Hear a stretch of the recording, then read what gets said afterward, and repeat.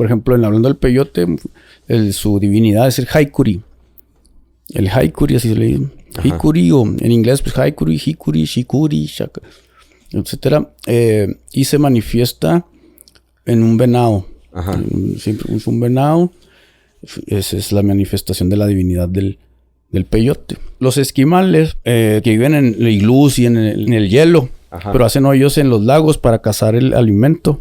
Pero no lo cazan. Ellos dicen que para obtener el alimento, en realidad, ellos entran en comunicación con la naturaleza. Y cuando en realidad la tribu, su familia, tiene hambre, la misma naturaleza manda al animal, a la presa, para entregarse, para alimentar a la tribu. Una vez en un sueño, se me pareció ser un maestro de artes marciales en los sueños. Y cuando terminé mi entrenamiento en los sueños, en mi último entrenamiento me dijo, lo último que te puedo decir es que si quisieras hacerte más fuerte, lo único que puedes hacer para hacerte más fuerte es que te hagas fuerte en tus puntos débiles. Ejercita tus puntos débiles y así en realidad serás más fuerte. No te voy a decir, pues no, necesitas a fuerza los frutos para tener una visión o ser mejor. Claro que no. Claro. Aquel que se ve en las personas. O sea, de hecho, en el arriesgarte a irte de mochilazo a un lugar es un viaje visionario porque también estás haciendo un proceso y te despojas de... Hola, ¿qué tal amigos? ¿Cómo están? Espero que la estén pasando muy, pero muy bien. Soy Alex D y nuevamente muchas gracias por permitirme estar compartiéndoles de este tema que vamos a tocar tan interesante, moderno para algunos, sobre todo en la juventud que muchas veces por ahí no tiene esta claridad sobre el tema que vamos a tocar, y para esto pues tengo a un gran invitado que es Aníbal. Aníbal, carnal, muchas gracias por estar aquí. Gracias a ti por invitar. Profesor de Filosofía y Letras. Afirmativo. Aníbal, pues cuéntame qué es lo que vamos a hablar el día de hoy, qué es lo que vamos a tocar en este podcast de Viajando Libre. Recuerden suscribirse a este canal que es totalmente gratis y seguirnos en todas nuestras plataformas de Spotify, de Facebook, YouTube, Instagram. Ok, muy bien. Gracias, Alex, a ti por invitarme tanto a este podcast como a tus viajes de libre, que ya me ha tocado compartir contigo. Y comparto mucha de lo que es tu ideología y filosofía sobre todo esto. Y pues bienvenidos también a los que nos ven. Gracias por escucharnos y seguir este tipo de programas y de pláticas, podcast. En este día, esta plática, el podcast lo decidimos nombrar Visionarios de la Naturaleza. Va a estar centrado en conversar, platicar, experiencias, lo que sepamos sobre eso. Y más que nada está centrado en retomar todo, que ahora es como en el New Age, los jóvenes, ¿no? De los rituales visionarios. Perdón que te interrumpa, pero que muchas personas pues se atreven a hacer este tipo de ritos como para sanación espiritual. A través de pues sí, de ciertas, ¿cómo se le puede llamar? Para las culturas primigenias o indios pueblos son frutos sagrados de la naturaleza. Son cosas que nos da la naturaleza para poder tener una mejor comunicación con ella misma. Tanto en la naturaleza, con lo espiritual y con uno mismo, con su propia alma y conocerse mejor a sí mismo. Pero pues sí necesitan mucho... Siempre se ha hecho énfasis en el ritual, también el tiempo. No con una sola vez que lo haga uno ya va a sanar o curarse o tener la visión. Y bueno, Aníbal, cuéntame, ¿dónde estamos hablando específicamente de, como lo llaman normalmente, hongos? Alucinógenos. Pues yo no estoy muy de acuerdo con ese nombre. Porque en realidad le hace perder significado al mismo fruto, en este caso, que le llamamos. ¿Por qué? Porque alucinógeno se hace ver como que no puedes tener verdad, como que todo va a ser falso. Y lo que busca es totalmente lo contrario, que no tengamos fantasmas, que podamos ver la verdad y ver las cosas como son.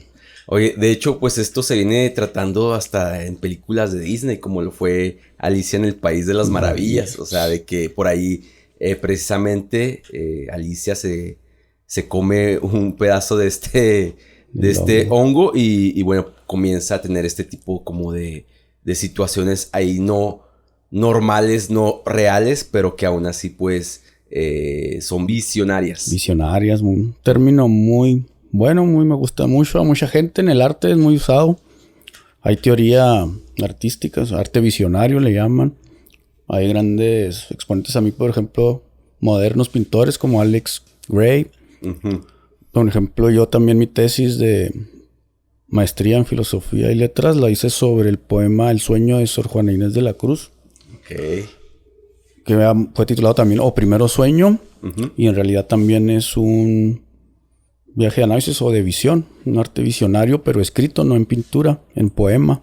Aníbal, cuéntame, en tu experiencia que has venido estudiando todo este tema de, pues, de lo que estamos hablando, que es planta, ¿no? ¿Qué es lo que viene siendo realmente, pues, este tipo de hongo? ¿Cómo surge? ¿Cómo es que los hongos se pueden obtener? Dices que vienen de la naturaleza, porque por ahí he escuchado que pues también actualmente jóvenes los usan no muy bien como para irse de fiesta, digámoslo también. Entonces estamos hablando de algo natural con algo que se está mezclando ya con algo de pues que no tiene nada que ver, ¿no? Más que todo recreativa, más de fiesta, ¿no? De fiesta, así es.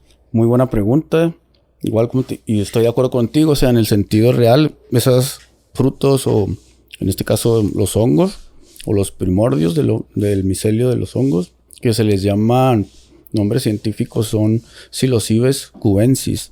Ok. Psilocybes cubensis, o sea, si es que hay una idea natural de por qué la naturaleza nos da las cosas, en realidad no sería para algo recreativo, más bien es o para sanar o para tener viaje de visión. Por ejemplo, las culturas de los indios pueblo nos dicen que en realidad, por ejemplo, que nos preguntamos, ¿cómo María Sabine o alguien puede saber qué planta iba a servir para curar qué? O cómo supieron. ¿Cómo está ese registro de plantas que sirven para sanar ciertas cosas y cómo los da la naturaleza? Sí. O sea, lo que se sabe más bien ya es de que las personas que tenían viajes de visión, que sean un arte visionario, en su visión, las divinidades o la naturaleza les revelaba para qué servían las plantas o qué planta deberían de usar para ciertas cosas. Entonces ya de así se fue haciendo un registro. ¿Y por qué crees que se ha venido como que olvidando eso y que la gente lo ha visto como negativo? Porque sabemos que si ahorita nos podemos platicar con una persona, digamos, no sé, alguien, no sé, mayor, nuestros padres. Exactamente, no lo van a comprender o va a ser como que mal visto, ¿no? De cierta manera. Entonces, ¿por qué crees que haya pasado eso? Primordialmente puede ser por el nombre, ¿no? Hongos alucinógenos, pues una persona que es cabal y cree en la conciencia y en la razón, pues va a estar estigmatizado, ¿sí? No, pues yo para qué quiero alucinar, me va a ver ser monos con tranchetes, diablos. Eso, entonces también es eso, o desinformación. Hablando, por ejemplo, yo también tengo una revista que se llama lasportasdelapedagogía.com. Ajá. Estoy trabajando con la maestra Miriam Carvajal. Sí. Y hemos estado investigando en donde cómo también la supuesta conquista, la guerra, cuando llegaron aquí a América, sean europeos o quienes hayan llegado primero, ¿no? Esto, en realidad, cuando enviaban a sus imperios la información de lo que pasaba acá, hacían de menos a las culturas de acá. Decían, estas culturas son salvajes, son...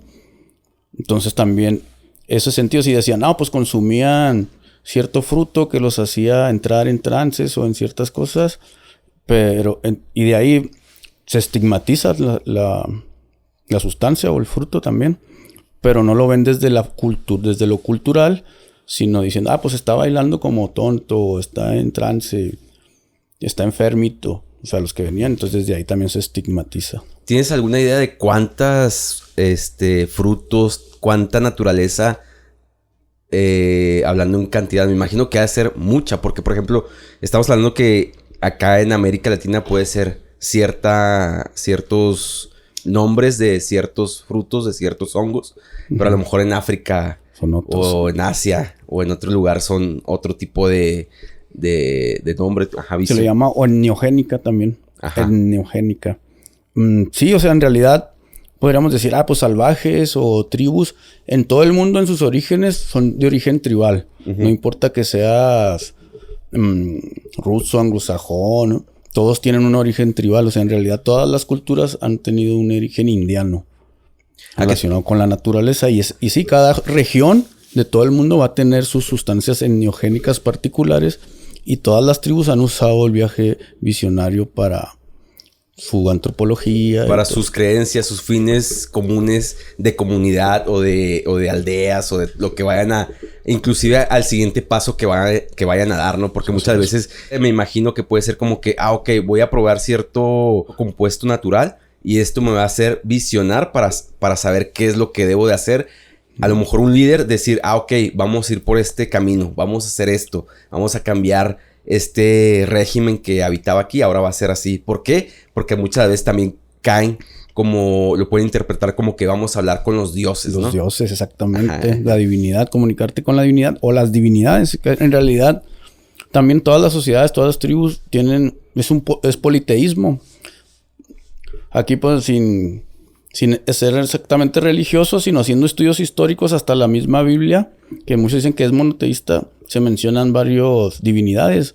Entonces sería en la misma la Biblia es politeísta. Por ejemplo, cuando dice el Dios de Jacob, el Dios de Abraham. Bueno, ahí depende también cada quien cómo interprete sus creencias religiosas también. Y no necesariamente necesitas consumir alguna sustancia específica, sino un fruto también de la naturaleza. Puede ser tú mismo trabajar la tierra. Y ese mismo trabajar, si te da un orgullo, una satisfacción, esa misma satisfacción cambia tu forma de ver las cosas y también obtienes una visión de las cosas. Me llama la atención eso que dices de origen tribal. ¿Qué significa eso, Aníbal? Tribal, pues... sí, o sea, una tribu puede ser como Adán y Eva. Desde el principio empezaron dos, ¿no? Ajá. ¿Tribal te refieres a una tribu? Tribu, ajá. Ah, sí, ok. La raíz es tribe. No sabía. Sí, es tribal. Pues en realidad, si ves todos los mitos de las culturas o así, o sea, todos tienen un origen tribal. O sea, y no... para mí, por ejemplo, también de que nos enseñan en la escuela de que, el hombre o la mujer, o la humanidad, más bien cuando dicen homos, es la humanidad. Sí. Pasó de ser cazadora en las cuevas, nómada, y luego de repente ya se hizo sedentario con sembrar. Ajá. Pero no es tan... o sea, sí tiene pero no es tan lógico. O sea, en realidad, si te fijas, por ejemplo, en invierno... sí. Pues, ¿qué vas a hacer? Pues te vas a hacer sedentario, ¿no? Pero en verano también puedes ir moviéndote y ser cazador. O sea, no creo que haya sido así. De repente ya se hicieron el cambio así. Sino en realidad creo que las grandes civilizaciones, los que logran tener más paz o convivir más sanamente, es a través de compuesto de ser nómada y sedentario. O sea, no, sin casarte con algo específico. Yo tengo como... no teoría, pero bueno, es algo común que sabemos que con el paso del tiempo, pues se fueron construyendo casas, se fueron construyendo más comunidades estables que ya no eran como nómadas. Pero para ti, ¿por qué crees que haya dejado de existir este tipo de... lo tribal, lo más simple. Sí, no, y más simple y también este tipo de... un sedentarismo más específico, total. Ajá, o sea, ¿por qué crees que haya pasado esto? Pues aquí también que no estamos de acuerdo los historiadores, es que a eso le llaman civilización, pero para mí la civilización existe desde antes y es como en la conciencia y en tu forma de proceder y respetar, querer, apreciar, amar la naturaleza y a tus allegados. Ajá. Eso es lo que nos da civilización, no tener edificios comunales o así. O sea, ¿tú crees que eso fue por parte nada más de un sistema, pues, una para poder... estrategia de poder y control. Claro. Sí, estoy de acuerdo contigo. Porque realmente, pues, tenemos ese ADN viajero, ese ADN nómada que te hace y quieres salir siempre de lo viaje, común. De lo común. O sea, cualquier persona que tú le preguntes, o sea... ¿quieres viajar? O sea, te va a decir que sí. El 99.9% yo creo que el que diga que no, o sea, si tú dices, te regalo este viaje a donde quieras, te va a decir, sí. ¿Cuándo y dónde? Y dónde firmo y todo, ¿verdad? Yo es por eso que a veces sí, como que cuando no viajo, o sea, sí siento así como que ya me quiero ir, quiero moverme, quiero hacer algo. O sea, creo que esta actualidad, sí, y más específico en este tiempo después de lo que pasó, mundialmente la pandemia, pues vino a todavía a querer estar más sedentarios.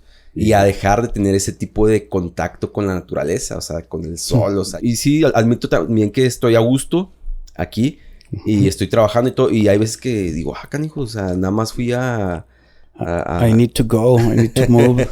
Pero muchas veces sí está ese sentimiento que traemos en el ADN de querer salir a conocer el mundo, a conocer más allá. Nuestra naturaleza en realidad puede ser así como nómada y sedentaria. A veces necesitas tu casa y todo así, pero también necesitas moverte, estar en contacto con la naturaleza. Claro. Y eso lo afirma lo cuántico. Cuando haces estudios cuánticos, las personas que son más en diálogo con la naturaleza suelen ser más alegres, más humanas, más comunicativos, más sanos. Inclusive hasta en supervivencia.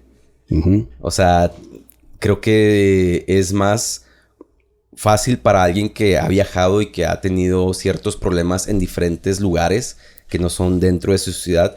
Solucionar problemas. O sea, es más fácil para esas personas que han viajado solucionar unos problemas tan comunes a veces que una persona que no ha viajado, pues dice, ¿cómo le hago? ¿Qué hago? ¿Qué va a pasar?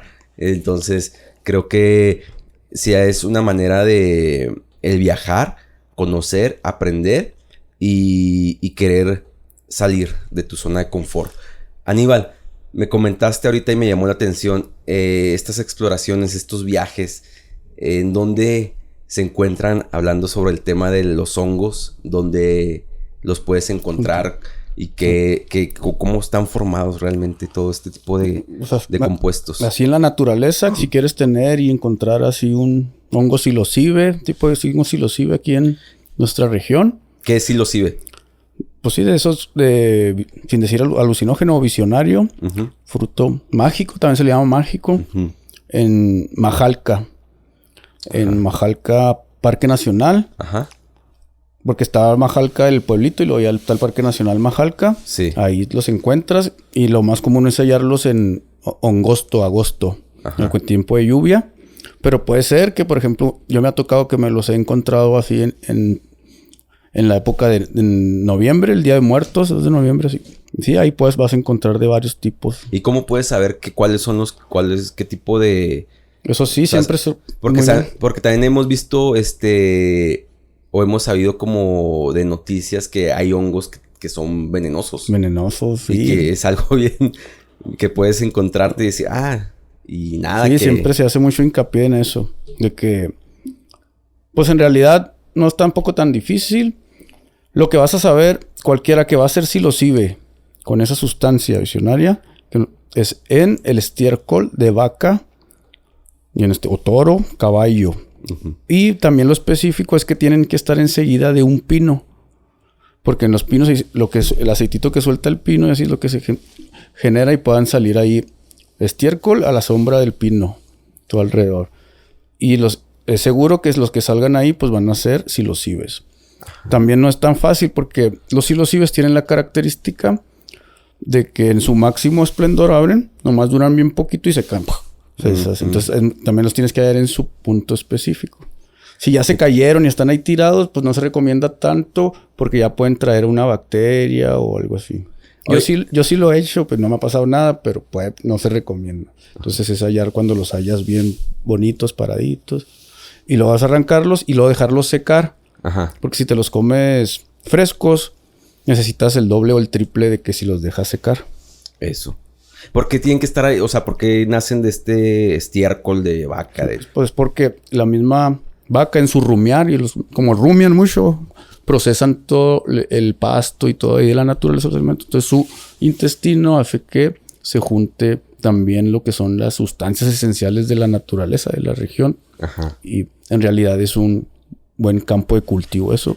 Más lo que hace los árboles en comunicación con el micelio y el aceite que sueltan como su esencia de vida.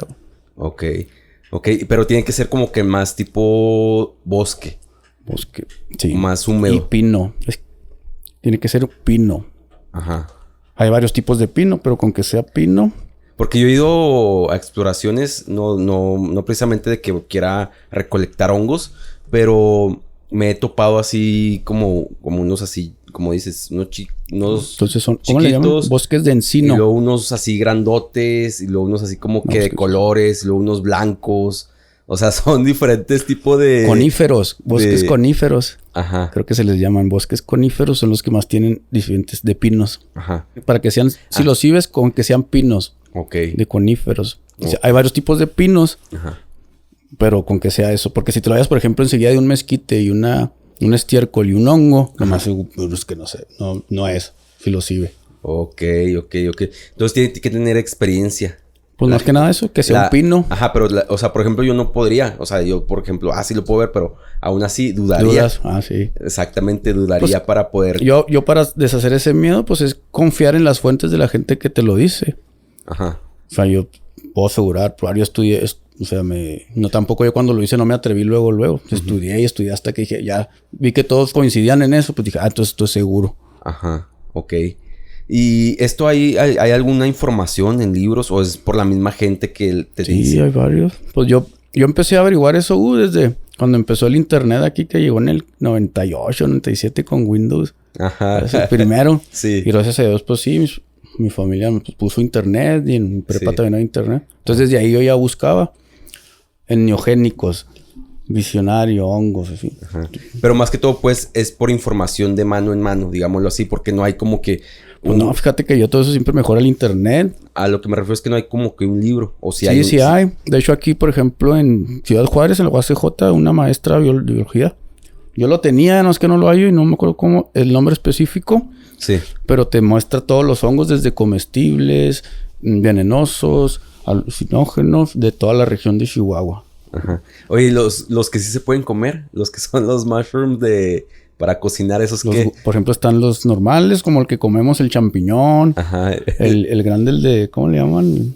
Sí, sé cuál. El otro. Yo ya he hecho algunos cursos o he asistido a algunas pláticas de cultivo de gourmet. Los hongos gourmet. Por gourmet significa no nomás como de alta cocina. O sea, alta cocina, pues restaurantes. También es alta cocina por su alto grado de alimentación. O sea, de proteínas y vitaminas y así. Ajá. Y me he dedicado más a estudiar lo que son el pink oyster, blue oyster y golden oyster. Pero explícame, ¿qué viene siendo eso de gold? Todo eso. Pues son gourmet, son considerados comestibles gourmet, hongos comestibles gourmet. Uh-huh. Pero ese tipo de nombres de golden oyster, pues todos son de la especie oyster. Ajá. No son golden, es porque es de color dorado. Golden oyster. Okay. También son más chiquitos. Y el blue oyster es azul, como el de los pitufos. Pero son comestibles todos esos. Y gourmet. Ok. O sea, se usan para sazonar platillos y luego también por su alto valor nutrimental. Son gourmet. O sea, con poquito. O sea, si tú te vas a topar uno de esos, si te lo comes hasta así crudo, ajá, es como una comida entera. Por eso es que se dice que hay una película, ¿no? La de... No recuerdo cuál es el nombre, pero de un chico que anda en exploración y come hongos para sobrevivir. Ajas. Ajá. Pues sí. Sí, y de hecho come uno que no era y se muere. Sí, por eso es que hay que tener cuidado, ¿no? También en qué es lo que te puedes llegar a comer. Uh-huh. ¿Y por qué los hongos que son no comestibles contienen algún veneno? ¿Contienen una sustancia o qué es lo que contiene? Ahora está muy de moda un documental que salió en Netflix de los hongos, de las capacidades. Ajá. No sé si lo hayas visto. No. Bueno, está muy bien y también falta más información, pero en este caso se puede decir, por ejemplo, los que son venenosos, en realidad lo que hacen, por ejemplo, la manita panterina y cosas. Es así como nosotros, también la naturaleza produce desechos uh-huh, que no son tan... no podrían ser tan benévolos para ella misma, ¿no? Entonces eso lo absorbe la tierra y ese hongo lo que hace es quitarle esa toxicidad a la naturaleza y se manifiesta en ese primordio, en ese fruto venenoso. Bien, por ejemplo, ya en los biólogos así están usando un hongo que supuestamente se come el plástico y se alimenta de ahí. Entonces, ahora con todo lo de ambientalismo y todo eso, para todo el plástico y desechos que generamos, están usando ese hongo para comérselo, el plástico, los hongos. O sea, sirve como limpiador. Así es. Órale. No sabía, no tenía el conocimiento sobre ese tipo de acciones. O sea, cuánto ha evolucionado y cuánto, sobre todo la investigación, ¿no? O sea, de que dices, es algo natural. Uh-huh. Que inclusive ahí te está demostrando la naturaleza que te ayuda a tener a cuidar el ambiente. Uh-huh. Por ejemplo, algo que yo también en internet siempre he topado, que es el más común, un hongo blanquito. Ajá. Si te lo hayas. Yo me he topado ese hongo blanco que no sé qué es. Yo tampoco, porque siempre en internet decía, no se come. O sea, sí lo puedes comer, pero no tiene ningún valor nutrimental y no sabe nada, entonces no conviene. Pues, silvestre, entonces es un hongo más silvestre, pero ya en el libro que yo digo que leí de la señora, dice que sí se pueden comer y que sí tienen un valor nutrimental. Ok. Sí, te digo, yo ese sí lo he visto, pero nunca pues no, ni los he tocado, de hecho, los hongos cuando los he encontrado, no, o sea, me gusta apreciarlos, me gusta la forma de cómo se ven y es algo que te llama la atención, pero hasta ahí, o sea, nunca he como que atrevido a cortarlos, a comérmelos, o sea... Yo desde que ya supe ese ya no me lo he topado uno blanco, pero antes nunca me los comí porque en internet decía, no, que de hecho lo que más que te puede hacer, porque si trae una bacteria que se ensució, pues sí te puede caer mal. ¿Y has conocido a alguien que se haya comido un hongo que haya estado infectado, que haya estado como que malo? No, en mi círculo social no. Oye, y todo este rollo que comentamos al inicio de la fiesta y todo esto. Bueno, vamos a empezar con lo del New Age, de los rituales. Que muchas personas han aprovechado. O no sé cómo se puede enriquecerse decir. A lo mejor. Enriquecerse también, exactamente, de este tipo de naturaleza y de este tipo de conocimiento para hacer este tipo de rituales sanadores, entre comillas, ¿no? Se podría decir como pues hablando así, seriamente, en mi opinión, lo que más ha estado pegando últimamente es lo del DMT, de ayahuasca. Ajá. De ayahuasca, hay un proceso para tener visiones. Por ejemplo, para llegar a la ayahuasca es como de lo más poderoso. Ajá. Te lo pone más arriba que el hongo. Entonces tú tienes que ir limpiando, hacer un ritual, limpiar tus fantasmas, tus demonios, para poder llegar a una verdadera visión, a una verdadera revelación. Entonces mucha gente va luego a la ayahuasca cuando de hecho ni siquiera ha hecho todo un proceso. Y sí puede servir para tranquilizarte y quedarte en paz y olvidar, pero a veces olvidas el problema y no lo enfrentas y no lo solucionas. Entonces se queda ahí oculto. Okay. Entonces ahí le veo el problema, porque si no llevas todo un proceso así, pues a lo mejor sí te sientes bien y sales a gusto, pero en realidad nomás lo estás como cuando tapas la basura con la cobija o así. Uh-huh. Sí, de hecho he escuchado algo así una vez que está ahí en el desierto de Guricuta, que fuimos a ahora que ese es otro tipo de tema y otro tipo de cosas que no sé si mencionarlo, pero el peyote. El peyote que fuimos por cuestiones de investigación simplemente y nos quedamos ahí, pero sí la persona que nos llevó decía este tipo de cosas, que tienes que estar internamente limpio, o sea, comer sanamente y todo esto para poder ingerir este tipo de fruto. Pero... Sí, o sea, ellos le llamarían fruto sagrado, es lo correcto de la naturaleza. ¿Y por qué uno es más penado que el otro? Porque el peyote sí es penado, o sea, el peyote sí es como que más... Sí, si lo arrancas y así. Pues también por lo que es su naturaleza, o sea, el peyote tiene la naturaleza igual como por abajo están comunicados, entonces crece el fruto. Pero si lo arrancas, pues estás eliminando un proceso de crecimiento que también le hace bien a la naturaleza para limpiar de ciertas cosas y que todo el ecosistema esté en armonía. Uh-huh. Entonces los que tienen permiso para poderlo cortar son las mismas personas de las tribus, de los tribales. Uh-huh. También tú te puedes ser parte de unir a una tribu tribal, tienes que ir, platicar, apropiarte de las culturas, hacer un proceso y ellos te pueden nombrar como perteneciente a la cultura, y si eso pasa, tú ya tienes el permiso de cortarlo, porque sabes cómo usarlo y todo eso. Claro. Pero sí, si nomás lo haces así, pues sí es muy penado el peyote, por ejemplo, es penadísimo. Sí he escuchado todo ese tipo de cosas. De hecho nos dijeron que cualquier tipo de exploración podríamos hacer, grabar y todo, pero que no llegáramos a cortar esto y que menos nos lo lleváramos. Sí, es que es un cactus. Es un cactus el peyote. Uh-huh. Entonces, de hecho, o sea, un cactus es como tiene la función, por ejemplo, así como la función de un arbolote en el desierto, ¿no? De la oxigenación. Uh-huh. Entonces, eso poquito que es poquito es de lo más importante. Y luego, de hecho, ellos mismos los peyotes salen y se esconden. O sea, tienen un tipo de vida. Ajá. O sea, imagínate, eso es una intención de repente salir y ocultarte. Hay voluntad. Se supone que son los cuidadores y guardianes que resguardan todo el ecosistema. De hecho, sí, o sea, cuando estuvimos ahí, se siente algo místico, algo que, pues sí, algo misterioso. O sea, es como que una energía acá como que extraña. Y es también algo padre, algo interesante de estar ahí en el desierto de Wirikuta, en San Luis Potosí. Y muy bonito. Yo también he ido ahí a todas las cascadas de San Luis. Sí, y que de hecho, pues es un desierto, dices, es un desierto, pero dices, ok, se siente esa energía, esa vibra como que dices, ¿qué hay aquí? O sea, y ahorita que me estás hablando de tipo guardianes, todo esto, pues a lo mejor no lo ves en el ojo natural. Sí, exacto, pues es un mito. O sea, mucha gente sí se creía en los mitos, por ejemplo, los presocráticos, en las culturas griegas, ¿sí? También en Japón, y aquí mismo los Anasazi, que puedes tener un lenguaje anterior a lo normal. Y esos lenguajes los ven como vivos. Entonces ellos al nombrar las cosas que le llaman de los dioses, lenguaje de los dioses o divino. O sea, todas las cosas tenían vida, todas las cosas eran sagradas. Entonces ellos no ven las cosas como un objeto inerte sin vida, ¿no? Entonces, cualquier cosa que ellos aprecian que es necesaria y funcional, lo divinizaban y lo veían como algo vivo. Oye, ¿por qué crees que la naturaleza o un dios haya dejado todo este tipo de conocimiento, de sabiduría?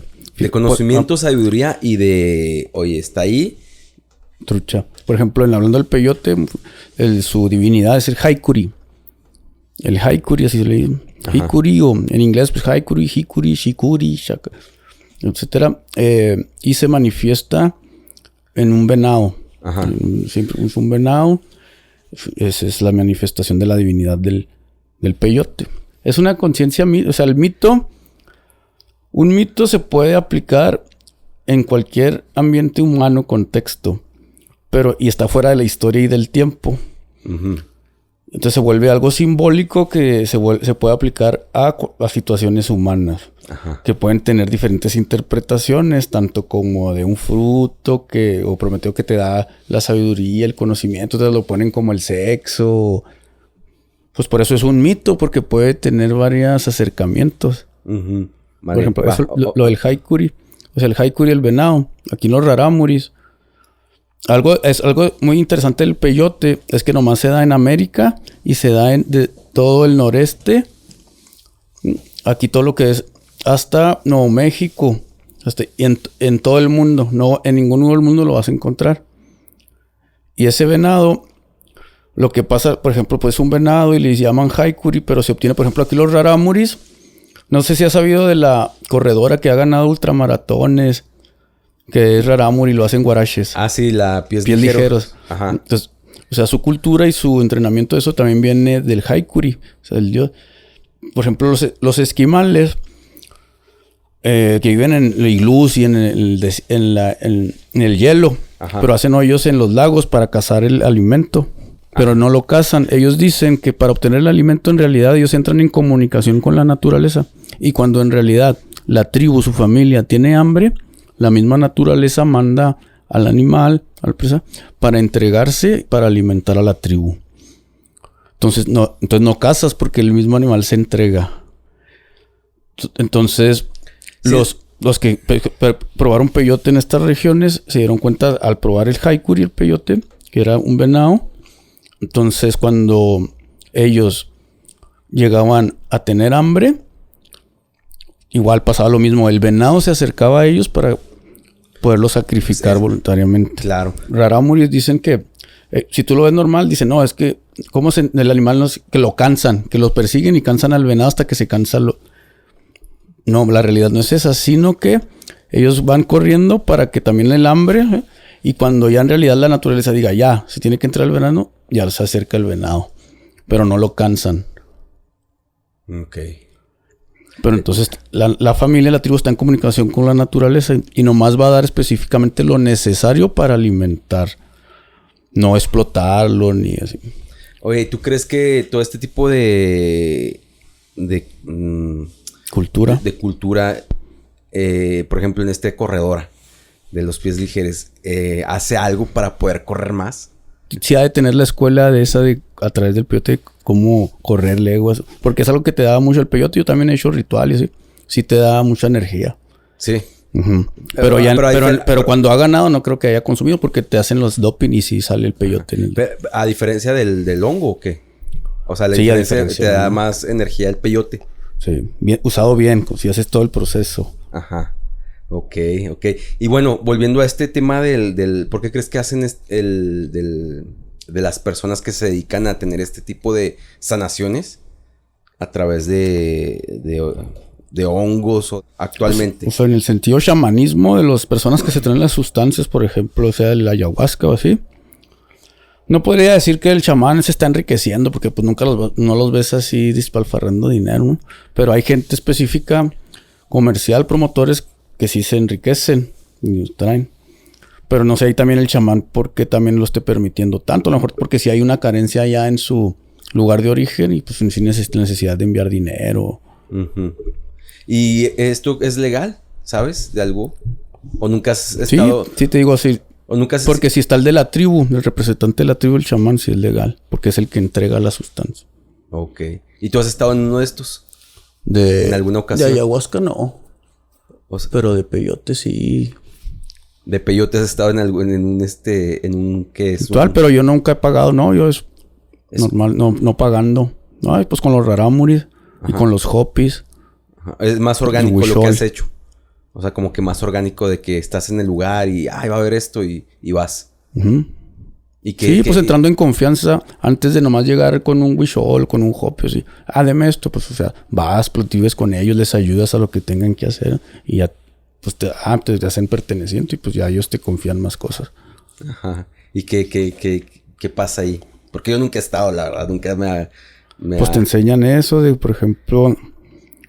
¿Cómo se vive el ambiente en un ritual así de este tipo? No, pues muy bien. La mayoría de las veces cuando te inician así siempre es en la noche una fogata y... Por ejemplo, rarámuris con el tesguino y cosillas así. Y pues sí, pues se siente muy bonito y te liberas. En este caso yo cuando me acerqué al peyote, ya me acordé, donde la escuela que a mí me enseñó más cosillas eran los psiconautas. Ajá. Pero era más específico, una página ya las desapareció. Te decían que era un proceso, o sea, es por sustancia, o sea, aquí le llaman dominar el viaje, o sea, dominarlo, pero yo le cambiaría no dominar, sino que entres en diálogo y que no te afecte en tu vida. Uh-huh. Y que al contrario la transforme para mejor. Uh-huh. Entonces cuando tú logras eso con algo más simple, hasta con el alcohol o la marihuana, quiere decir que estás ya predispuesto a dar el siguiente paso a algo más fuerte. Uh-huh. Que ahora serían a lo mejor los psilocibes, los hongos. Y luego de ahí igual, pues, todo el proceso. Y luego decían que después el peyote.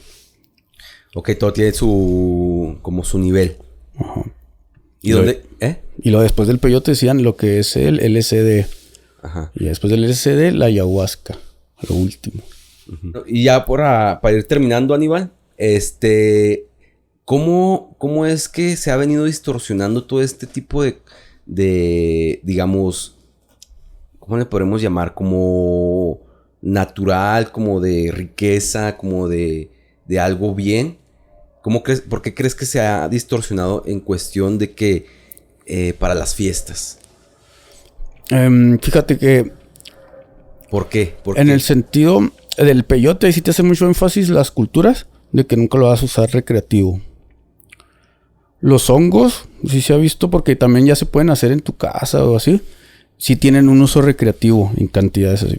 Uh-huh. También la marihuana se siente en recreativo. O sea, no es algo que te va a fuerzas a cambiar. O sea, si lo usas para divertirte, está bien. Uh-huh. Pero otra silla como el peyote, el LSD, no se recomienda. Ayahuasca, para recreativo no. Pero los hongos sí entran en un punto. Los psilocibes, ajá, sin excederte, donde se tiene un uso recreativo, sin problema de que te vaya a afectar tu salud. Pero puede afectar a otros, ¿no crees? En cuestión en exceso, de que... sí. O sea, por ejemplo, si tú haces una sobredosis en hongos y lo vas a hacer en recreativo... Sí, porque puede ser alguien que no sepa y que si le dicen qué pasa ahí. Pues ahí sí. O sea, si lo hace en sobredosis, puede pasar algo mal. O sea, te puede generar una catalepsia y principios de autismo, de esquizofrenia... ¿Cómo le llaman al otro? Epilepsias. Ok. Entonces no es recomendable, ¿no? Yo pienso, porque tú sabes que cuando uno anda en fiestas y todo este rollo, o sea, es de que... Ah, y luego también algo que siempre se dice, no mezclarlas con alcohol. Exactamente, por eso era lo que iba. O sea, de que andas en fiestas, lo que mezclas, no, que quiero más que esto y lo otro. Pues a eso me refiero, que Sí, es más como... un peligro.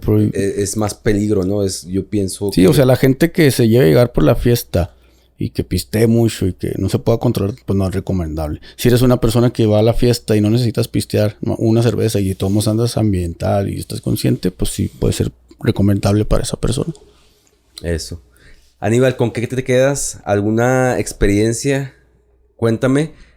Vamos a hacer la pregunta tradicional, la pregunta clásica. ¿Cuál ha sido tu mejor, o no el mejor, cuál ha sido un momento feliz? No hablando precisamente de todo esto, hablando en general de los viajes, porque sabemos que también eres viajero. ¿Cuál ha sido uno de los momentos más felices o combinado con esto? No sé. Platícame, ¿cuál ha sido uno de los momentos más felices de tu vida? Pues como tú dices, muchos. Pero, pues, ¿qué podría decir? Yo que estudié o sea, yo siempre me gustó la filosofía. No podía leer mucho, leía poquito. Pero el tiempo cambié, o sea, como a los 17 años. De hecho, mi vocación decían todo, no, pues ingeniería, números, matemáticas. Y de hecho, sí, estudié 2 años en ingeniería y sí tenía la facilidad y todo ese rollo. Pero también una vez en un sueño se me empezó a ser un maestro de artes marciales en los sueños. Ajá. Y cuando terminé mi entrenamiento en los sueños, en mi último entrenamiento me dijo, muy bien, has terminado tu entrenamiento. Lo último que te puedo decir es que si quisieras hacerte más fuerte, lo único que puedes hacer para hacerte más fuerte es que te hagas fuerte en tus puntos débiles. Ejercita tus puntos débiles y así en realidad serás más fuerte. Entonces yo, en vez de seguir mi vocación, lo que eres mejor, me fui a lo que también era más débil. Por ejemplo, letras, español, y sacaba 6, 7, 8. Ajá. Entonces ahí dije, pues voy a ejercitar mi punto débil y voy a hacer, aunque te cueste trabajo, como leer.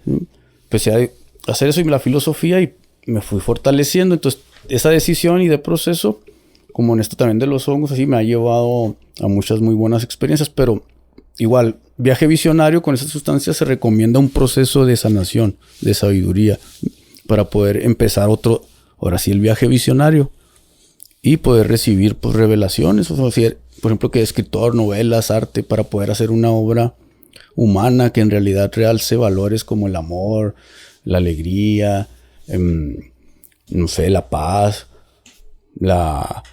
el confort, estar a gusto, todo eso.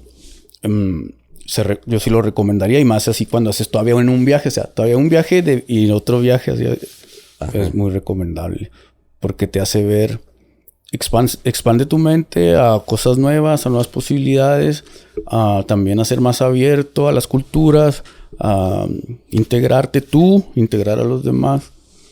Entonces todo eso es muy bonito, siempre, cualquier viaje. De hecho, también aprendes a viajar en eso, cuando tú dices, pues ya me harté de trabajar, ¿sabes?